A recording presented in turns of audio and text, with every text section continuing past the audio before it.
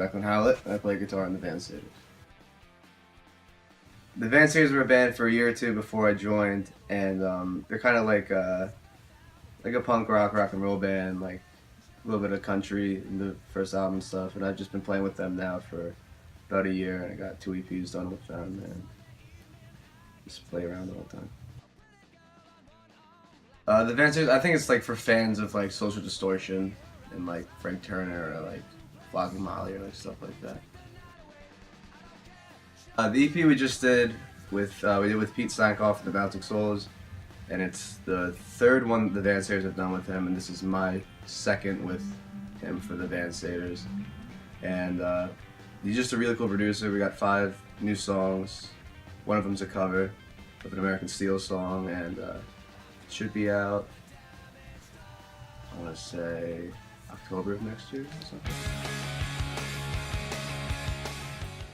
It's super cool working with Pete because he's just always been like one of my favorite guitar players, and whenever you meet someone you look up to, like there's always a worry of like if they're gonna be cool or not.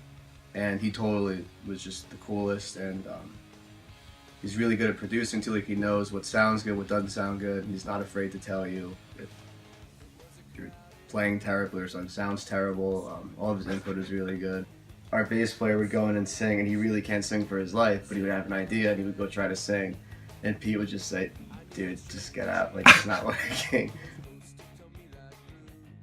I mean, Ace Frehley I absolutely love because he was like one of the big guys who made me want to play guitar, but when it comes to like just being a practical guitar player, I mean, Johnny Ramone is an incredible, like just being able to play like realistically, like instead of like stupid shredding solos. Pete Steinkoff is an incredible rhythm guitar player and lead guitar player. And then for like the cool chordsy stuff, like I love Johnny Marr and Robert Smith. They're great at guitar. Yes, I absolutely love Ace Frehley. I got my my Epiphone Les Paul, my first real guitar, was a Tobacco Sunburst Les Paul because that's what Ace played. Honestly, it sounds like stereotypical, but shocked me because his soul is like, it was one of his first songs that he actually sang for the band, and it's incredible. It's so good. Yeah, absolutely.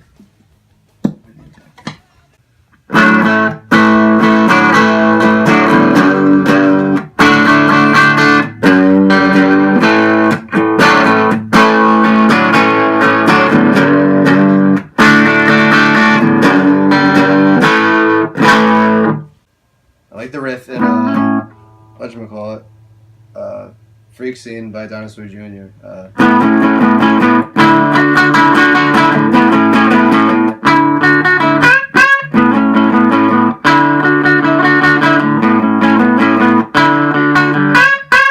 That's really cool. That is a really cool riff. That's the song, Super Bowl.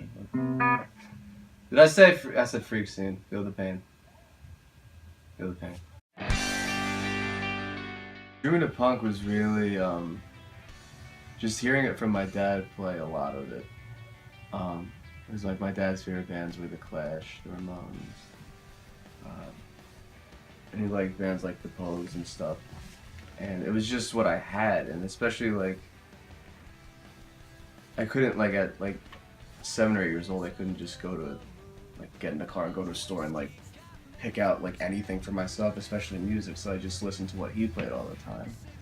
And then there was a period where I left that because I thought that it was lame to listen to the same music as your dad, even though I didn't realize that he listened to particularly good music. So I dabbled into music that he hated, which was metal. And then I realized that metal was not nearly as good as punk rock.